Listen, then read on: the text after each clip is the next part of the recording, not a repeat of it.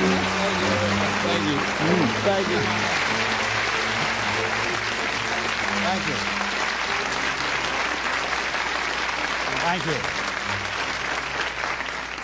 I want to talk to you about critical options. And looking at that, and looking at some of the definitions of options: decision, self-determination, choice, preference, desire. I want to share something with you that's relative to critical options, because we all have them in our lives. And I want to ask you a question. What is the focus of your life? What is the focus of your life? In life, you have a critical option. You can take a stand in your life, or you can follow the crowd. See, people who follow the crowd, their lives are not focused. They're not immersed in anything. People who take a stand, they're living a life that has some power, a life of achievement, a life that has some meaning. People that are taking a stand in life, they are consciously involved in a process to design a life of substance. People who are following the crowd, these are people that they're just doing what everybody else is doing. So that's a crowded road over there. They're following the followers. I want to talk to you about taking a stand with your life. And what are some of the things we can do that will enable us to give our lives up in a way that has some purpose and meaning, that can be real for us, that can give us a sense of fulfillment, of joy and happiness and peace of mind. See, most people are bored with life. Most people feel that life isn't worth the hassle, that life is just wearing me out. It's boring, it's monotonous. I have nothing to look forward to. Here we go again, another Monday morning.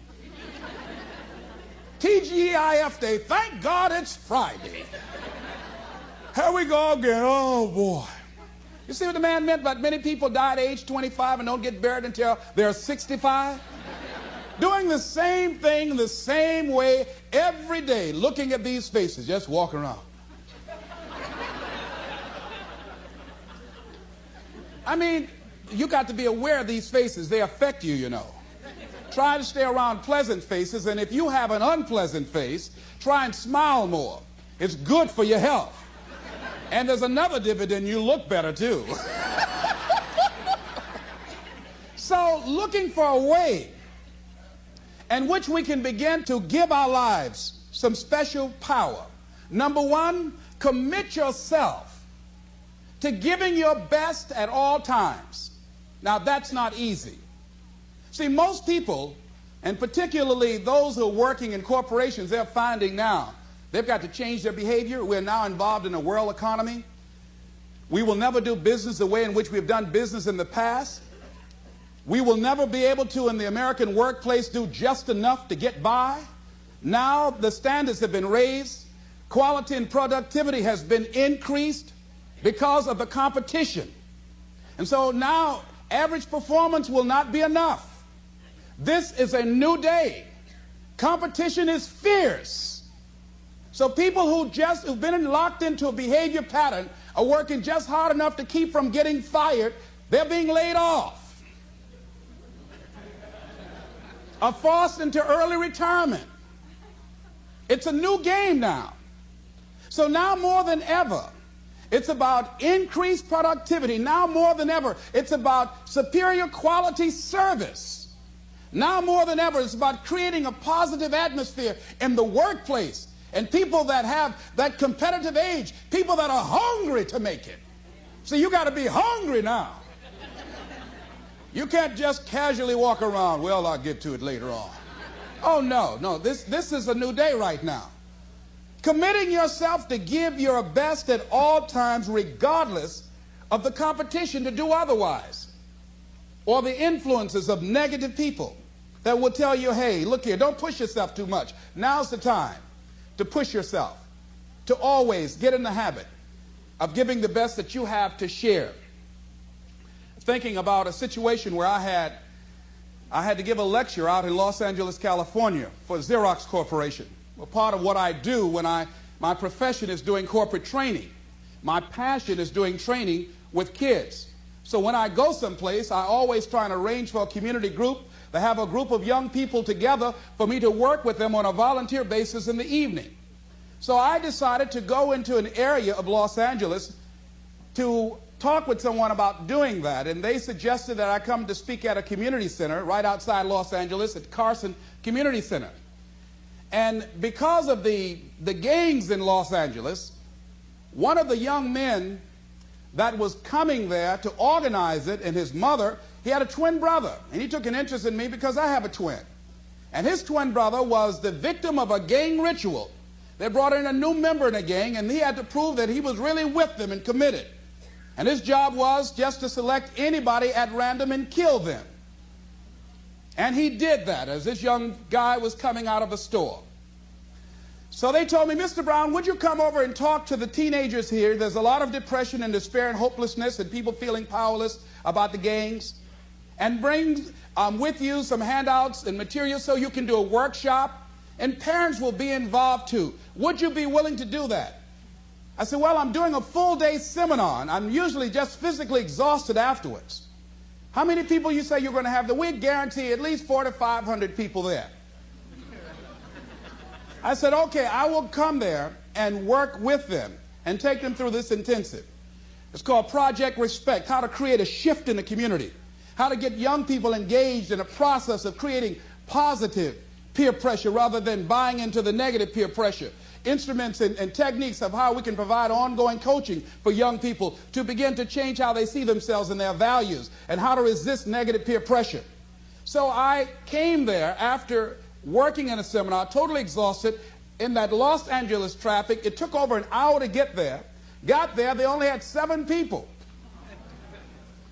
I had an attitude.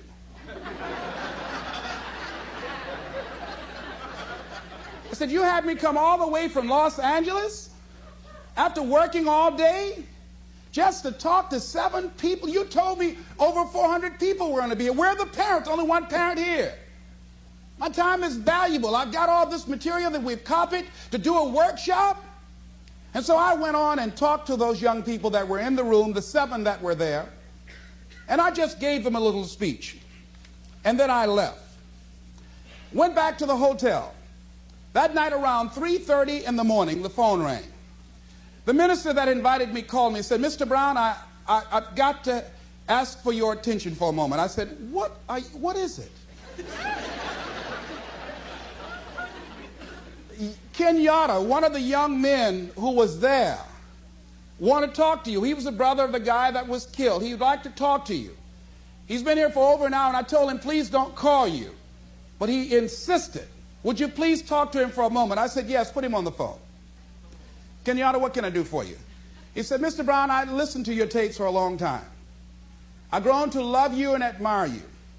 Among the things that I heard on your tapes that you said you must deal with circumstances such as you find them.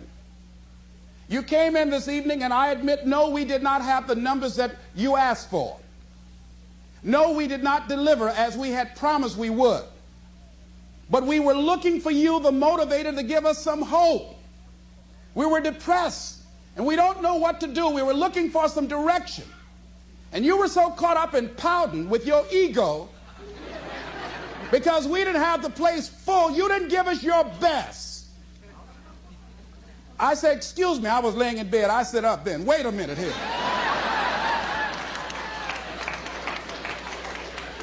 Now, see, part of what won't let us grow in life is, number one, we identify when we get feedback. We start taking it personal. Number two, we start to justify. So I became defensive, and I said, wait a minute. I worked all day. I didn't charge y'all a quarter for this. I went carpet material. I came over there. I was there to give a training for the people, and all y'all had to do was bring people there. If you don't do it for me, for the next speaker that you have, at least provide an audience for him to work with. He said, are you through, sir? I said, yes. Mr. Brown, you said you must deal with circumstances such as you find them.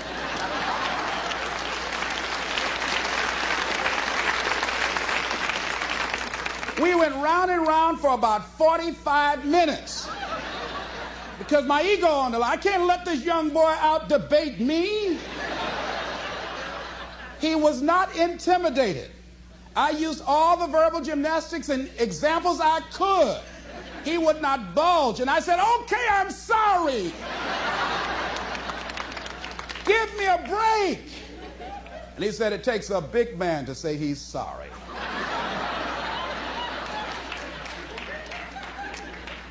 That night, after I finished that young man, I prayed. I stayed on the floor by the bed. I said, Lord, if you ever give me a chance to speak again, I don't care if it's one person in the audience, I'm going to wear that one out. I learned my lesson.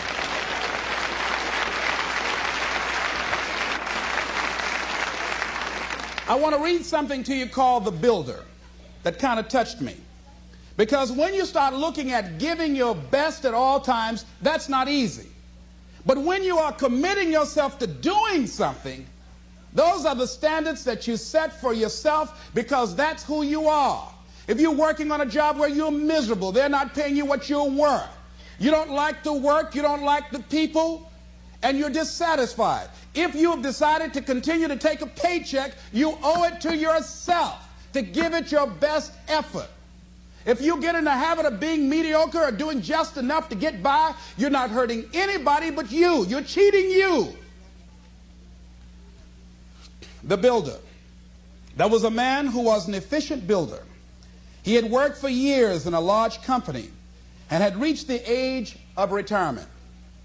His employer asked him to build one more house. It was to be his last commission. The builder took the job, but his heart was not involved. He used inferior materials. Timber was poor, and he failed to see the many things that should have been clear to him had he shown even his normal interest in his work. When the house was eventually finished, his employer came to him and said, "The house is yours. Here's the key. It's a present from me." The builder immediately regretted that he had not used the best materials and engaged the most capable workers. If only he had known that the house was for him. Whoa.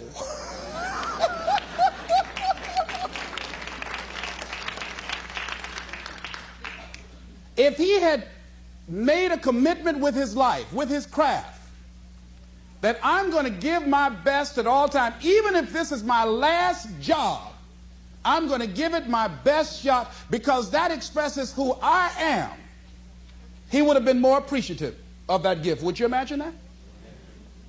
I think that makes a very good point. The next thing is, live each day with integrity. Don't try and get over in life. Don't try and cheat. See, a lot of people like to try and cheat. I was with a friend of mine, and we went into a service station to get some gas. They gave me back too much change. I discovered it down the road, and I was turning around going back. Guy said, "You're a fool."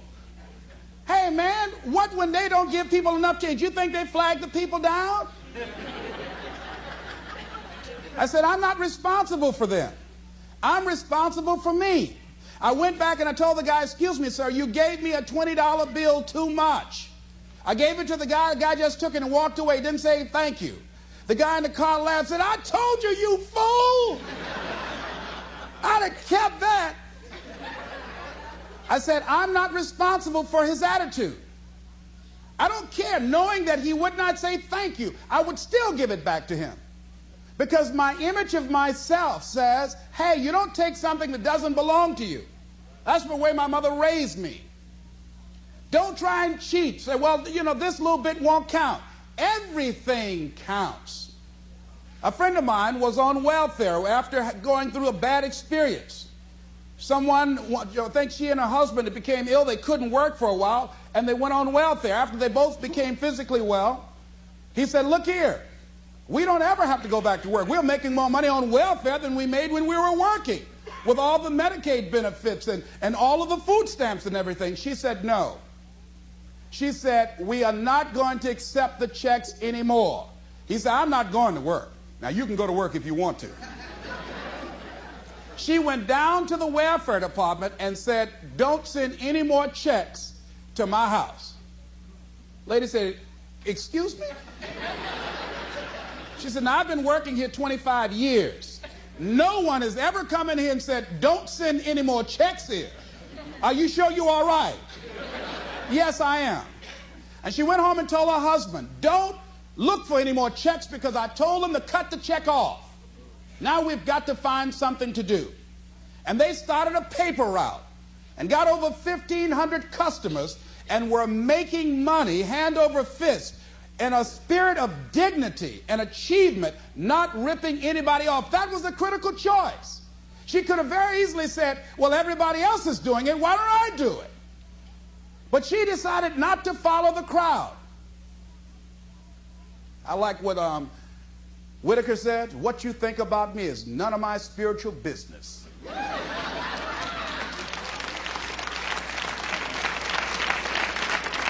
So when you're keeping integrity with yourself, you know that's going to bring you under a lot of pressure. The next thing is, don't try to cut a bargain with life. Life is not Donald Trump. Life will not give you any special deals because you maintain a sense of integrity. Anybody ever try to cut a deal? Raise your hand, please, if you know what I'm talking about. If you try to cut a deal, there are no deals. There are no deals. You've got to do what you do because, not with any ulterior motives, that you're going to get some special benefit or some special treatment in the universe. No. Doesn't mean that somebody might not steal your car while you're trying to do some good for somebody. No, there won't be any special light around your car. They will take your car too. All the good people. You're going to go too. You've got to do what you do because that expresses who you are, and for no other reason. They might not have a banquet to recognize you or give you a special little plaque and dedicate a day in your name. No. Do what you do because that's you. The next thing is dedicate your life to something. Dedicate your life to a cause larger than yourself. See, if you dedicate your life to a cause larger than yourself, you're not following the crowd. See, if your life is not dedicated to something of value, and I like what Howard Thurman said, who was one of the mentors to Dr. Benjamin Mays, who was a mentor to Dr. Martin Luther King. He said, the quality of life is often determined by that to which the individual is dedicated. If the dedication of the life is vague and diffuse, the quality is apt to be poor and weak. There is much to be said for the intensity of life. See, most people are not intense about living. Most people are very casual about life. They haven't found anything to become intense about. So when you dedicate your life, you don't care anything about the odds. Somebody say when the dream is big enough, the odds don't matter. See, when you dedicate your life, you bring on a special power. There's a power in you that people, circumstances, events, and I'm not talking about the physical you, I'm talking about the real you, the indestructible, invincible, perfect essence of who you really are, that can bring a government to its knees, that can change the course of history. When you dedicate your life like a Nelson Mandela, who has decided to sacrifice his freedom, all he has to do is say whatever the government wants him to say, and they'll let him go free. And he can go to a foreign nation and say, I just said that because I've been in prison for over 20 years. And nobody would say, well, Nelson, you sold out. No one would say that. They would say, wait a minute. Nelson, you gave over 20 years of your life. What more can we ask of you? It's okay. But because of his integrity with himself, and he's dedicated his life to break the back of apartheid and free his people, It was Benjamin Disraeli. He says, nothing can resist the will of a people that will stake even their existence on the extent of their purpose for good. That when you dedicate your life to something, you bring on some powers in the universe that works through you to bring about changes that you would never ever know unless you have dedicated yourself.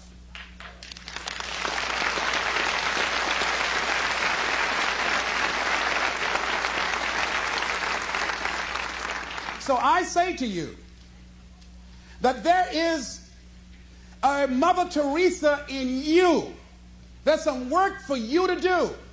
I say to you that there is a Nelson Mandela in you. That kind of commitment, that kind of spirit, that kind of personal power, that kind of vision of allowing yourself to be used by life is in you. That all of us came here to do something, to make a difference. And in a historical context, the world will never be the same again because you came this way. Anytime somebody asks me how I'm doing, I say I'm doing better than good and better than most, and sometimes even better than that. Let me tell you where I got that from. When I was involved in broadcasting, I used to have the first hour of my show as a disc jockey in Columbus, Ohio. I used to give an inspirational program. And there was a lady that used to call me by the name of Audrey Pelmore. Audrey worked at University Hospital. Audrey was an enthusiastic personality that everybody liked her. I mean, she had a radiant smile, and she was just one of those people. You ever meet one of those people that everybody just liked them? She was one of those kind of folks. Audrey became stricken with muscular sclerosis at a very young age. And after a while, she became confined to a wheelchair. She had children. And because of her physical deterioration, she could no longer take care of her children, and she had to be confined to a nursing home, Alum Creek Nursing Home on Nelson Avenue in Columbus, Ohio. Audrey used to have the nurses at the hospital call the radio station and put the phone to her ear.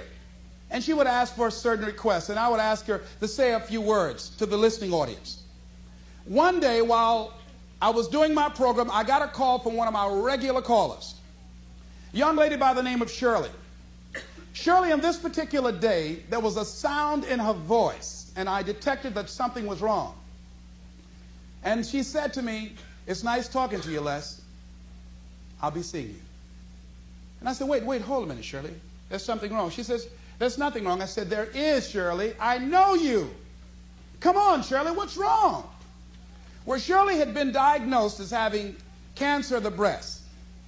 And they told her that she had a 60-40 chance of not surviving. During the time that she had had her medical examination, her husband had become distant. Through the pressure of losing her husband and the illness, she just felt, hey, I'm not the kind of person that can handle suffering, and I'd rather just end it quickly. She was at a critical point in her life, and this is the option that she decided to take. I did everything I could to discourage her, to give her a reason to want to go on living. I was trying to find something that she can hold on to that would give her a sense of hope, some thread. And I used scripture and everything. And one of my fallback positions, Lord, grant me the serenity to accept the things that I cannot change, the courage to change the things that I can, and the wisdom to know the difference. And she didn't budge. That did not work. And I was out of my arsenal of what can I do to hold on to her, to get her to change her mind, to create a shift in her thinking. And the thought came to me. I said, "Shirley, could you wait until tomorrow?" She waited for a long time before she answered. She said, "Why tomorrow?" I said, "Because if you wait until tomorrow, I'd like to take you by to see Audrey Pelmore. You remember Audrey that I talk about all the time on the air?" She said, "Yes, I like her. I would like to meet her." And she met me at the Alum Creek Nursing Home, and when we got there, we were both very silent because I'd made a pact with her that if this was not enough to discourage her, from taking her life, then I would honor our agreement and I would just release her. And I was going to talk to somebody else to try and get her. I didn't tell her that.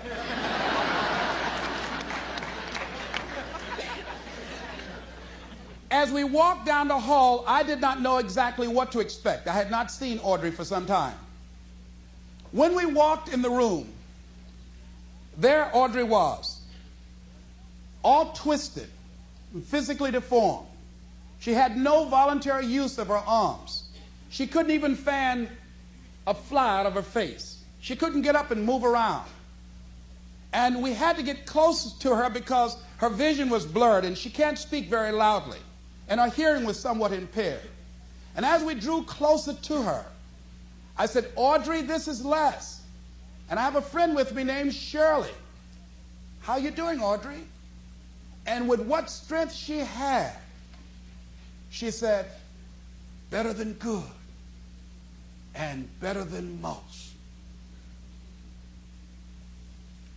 And Shirley, I know as the tears began to form in her eyes, I know she had to be thinking that here this woman is.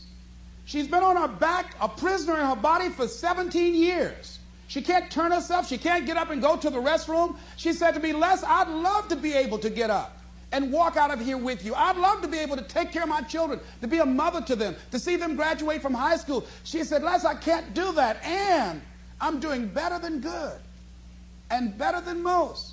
Shirley had to be saying within herself, what right do I have to feel sorry for myself?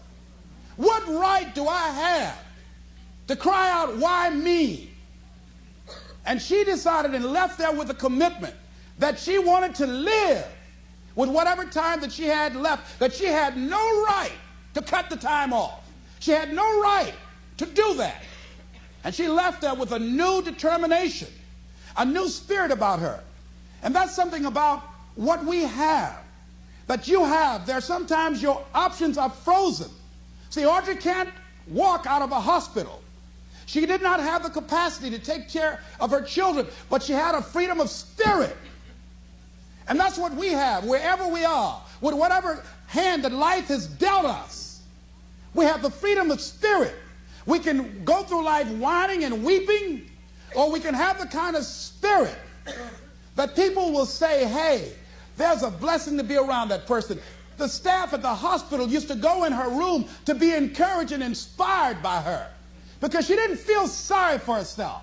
And she didn't go through life blaming everybody. I'm reminded of a young guy who was on a bus, a little young fellow, and some kids were picking at him, some bigger guys, and they kept on thumping him on the head and hiding their hands. And so he got tired of them doing that, and he stood up so he would not be around them, out of their reach. And they took him and said, sit down. They set him down. And he stood back up. He said, I don't want to sit down. They said, sit down. Didn't we tell you? And they pushed him back down. I don't want to sit down. They said, sit down. And they held him down. And he looked at him. He said, you might hold me down, but I'm standing up inside myself.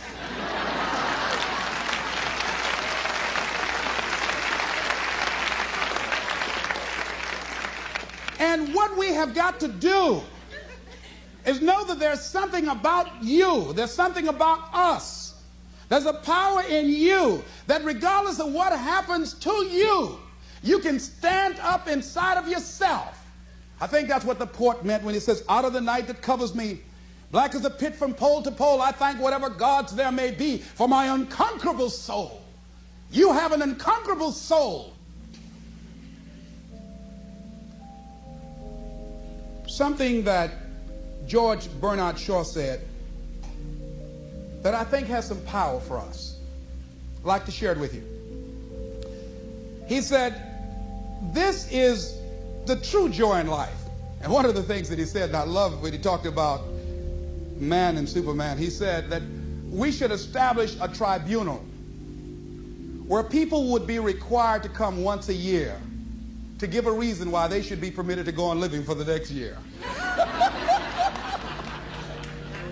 Can you imagine all the do-nothings hopping from one foot to the other trying to give some justification why they should be allowed to live for the next year?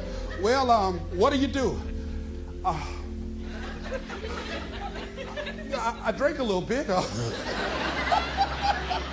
What are you contributing to life? I go to work every day.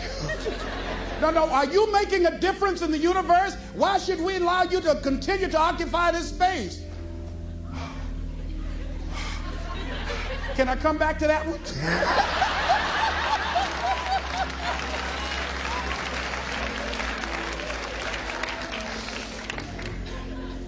This is a true joy in life.